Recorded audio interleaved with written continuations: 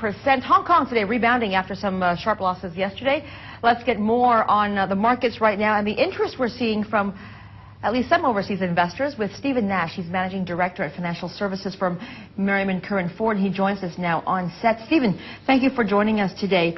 You're also part of the OTCQX advisory group at Merriman. And this, just to explain this is an over-the-counter ADR exchange in the United States. Exactly. One of the statistics we read out earlier was that you're seeing investor interest, U.S. investor interest in Asian equities at 20-year highs. Overall this year, and primarily the first part of the year. In the last couple months, we've seen some repatriation of capital back to the U.S., but certainly during the first part of 2008, we saw a surge in interest in non-U.S. equities. ADR trading in the U.S. was up about 85% over the first half of 07.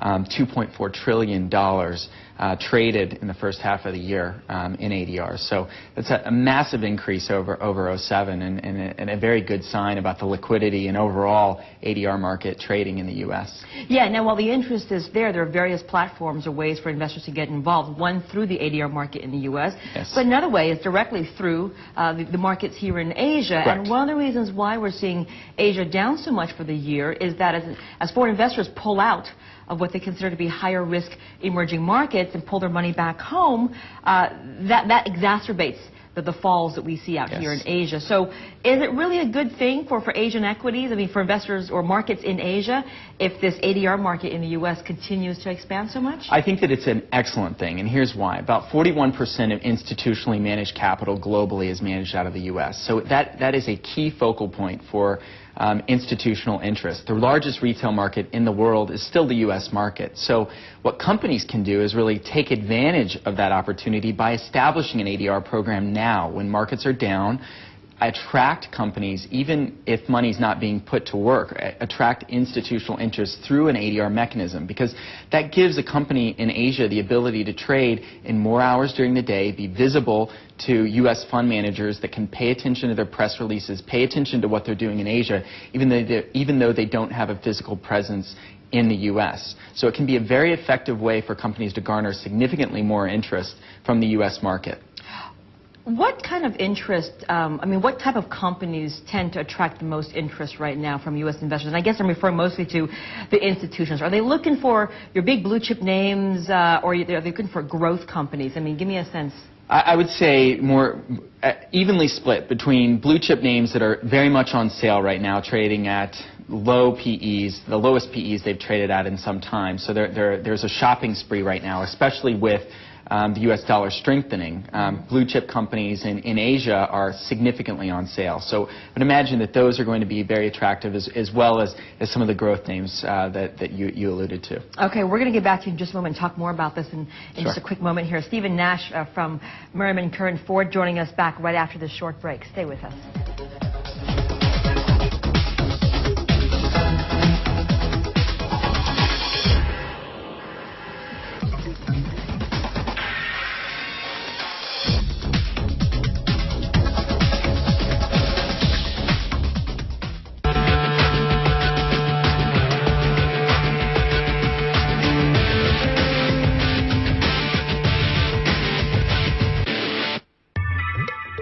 CNBC Asia Business Leaders Awards welcome you with an open heart at Bangkok, Thailand.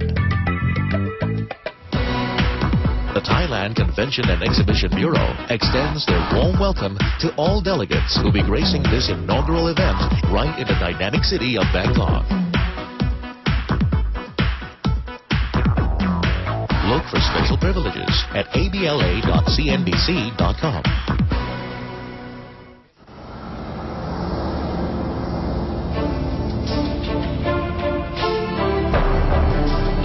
Investing can be a challenge with many questions. At OSK, our research team can help turn your questions into answers so that you can invest with clarity. Let our expertise work for you. OSK Investment Bank. The Leaders with Gene Stevens. We're not in this to have fun. That is not why we're here. It's not what business is all about. But when you have that trust and you have that good camaraderie with each other, then you're better able to serve clients at the highest level. Work is one thing and accomplishing is one thing, but life is bigger than that. I think you have to manage life just like you manage any other project. The Leaders with Gene Stevens. Sunday on CNBC Live. Get the news first. First on CNBC interview. Investment into China and investment into the Beijing event has already paid back. We are not exposed to oil prices at all. First on CNBC interview. Well, we're the #1 market share leader in almost every segment and every market we serve. It was a record quarter for Intel. It was our 4th consecutive quarter of record revenue. We just want to keep a little bit more cash in the company. Only on CNBC. First in business worldwide. The stakes. We're up 2,600 points. The pressure. A good move higher in the stock market. The adrenaline rush. The credit markets are going through a metamorphosis. We got a build of 1.9 million barrels. When the big deals rock the business world. $5 billion investment deal buying up a 9.5% stake. We've got them covered. There's something big about to occur in the next 24 hours. CNBC. First in business worldwide.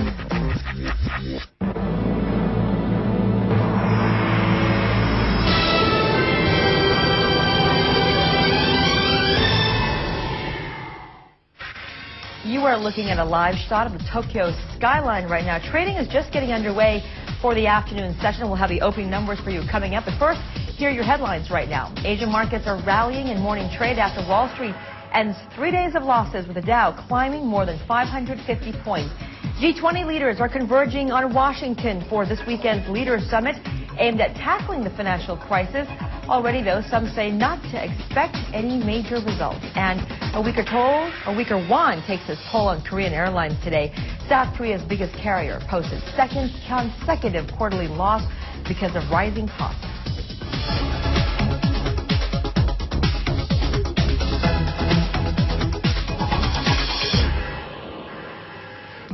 Shanghai just closed for the lunch break. For a second day in a row, we're seeing China equities rally. The composite here up by 1.2%. As for the other Asian markets today, a Good Friday session. We had Wall Street's rally overnight, really helping to lift sentiment across the region.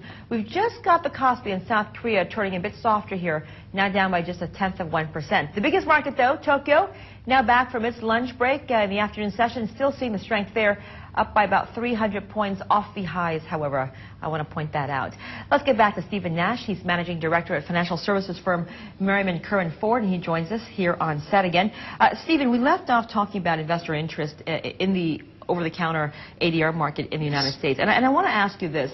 If there is increasing interest in that market, is that going to be at the expense of the Asian equity markets, which we discussed earlier? But does that show you that perhaps investors don't see much more value in Asia in the short term? I don't think that it necessarily would indicate that we don't see much more value in Asia. I think that there's a lot of value to be garnered from Asia. And I think that you will see the U.S. recover first, and certainly traders playing into the U.S. markets in strength, once we find what is a sustainable bottom. And I think that we hit on it, and we may test it again, but the more times we test it and the more times that we can then recover from that, that gives you a sense that we have something to build up off of. And at that time, I think that we would see the U.S. lead us out of what could be recessionary environment, and then Asia would follow suit. But what we're seeing now is that now is a really important time for Asian companies to be visible to U.S. institutions. There is a tremendous amount of cash on the sidelines. 60% in some cases funds have in cash. Now, fund managers are meeting with companies at this moment. They're creating their short list of companies that they want to own up on the back of a recovering environment. So that's really what we're talking with companies about now, is establish an ADR program, set up a physical presence, get out in front of institutions in the U.S., tell them why your company is undervalued, and use the ADR market and the OTCQX market to do that. Are you seeing more interest then from the company side, from the overseas companies wanting to list on the ADR market? I mean, what's the advantage in doing so versus just attracting investors to your home market? So you have a physical presence in the U.S. market, and you have the ability for U.S. investors that cannot or are unwilling to buy in Asia to buy because you have a U.S. ticker that can be traded during U.S. market hours. You have a stock that settles in U.S. dollars and is held in a U.S. brokerage account. So all of those are very attractive. And whereas in the past companies had the only option really list on NASDAQ or the New York Stock Exchange, spend $2.5 million a year on Sarbanes-Oxley and other regulatory compliance costs to get onto a liquid market. Well, with the surge in liquidity in the U.S. on the ADR market, you can get the benefit of a traditional exchange listing by listing on the OTCQX. But you're not subject to Sarbanes-Oxley? How is that possible? You're not subject to Sarbanes-Oxley or SEC registration because you list under a foreign private issuer exemption from registration. And just recently, in August, the SEC made that exemption automatic to foreign companies that report in English on a qualified exchange. So they've made it a lot easier to come to the U.S., have a vehicle to trade there, and then garner institutional interest. Okay, so let me just kind of summarize and be clear here. These are only for companies that have a home listing and do a secondary listing in the United States, then? That's correct. You must have a primary listing on one of 42 qualified worldwide exchanges, Singapore, the Hang Seng, Tokyo, the ASX, all qualified exchanges. Okay. Stephen, thank you so much for joining us today and sharing with us an interesting level there of the U.S. equity market. Thank you for having me. Stephen Nash, Managing Director at Financial Services firm Merriman Curran Ford, joining us here on set. Meantime, our reporters have been patiently waiting and standing by with their reports on what's happening in the Asian markets. Let's kick things off right now with Adam Bakhtir. Hey, Adam. Hey, Mara. Well, that was an interesting discussion. Maybe some of the Japanese companies, or more of them, should list ADRs in the New York market to sort of gain more liquidity. Anyway, let's talk about the Japanese equity market. Just back from the lunch break. Losing a bit of the juice from this morning. The Nikkei 225 is now up by 270 points with better 3.33%. Basically, it's all the movements in the currency markets, and we've certainly seen wild volatility within the currency markets, not just in the equity markets, that are dictating the move overall for most of the exporter stocks in Japan today. We've seen huge 200 basis point swings in the yen versus the US dollar. Overall, though, the exporter stocks, particularly the technology ones, are having a great day, largely because the NASDAQ was up about 6.5% overnight, and that's helping to boost all the stocks you can see on your screen here. Nintendo, the big performer, though, up by 5.6%, and whilst, of course, the storm clouds are gathering over the U.S. consumer, the U.S. economy, and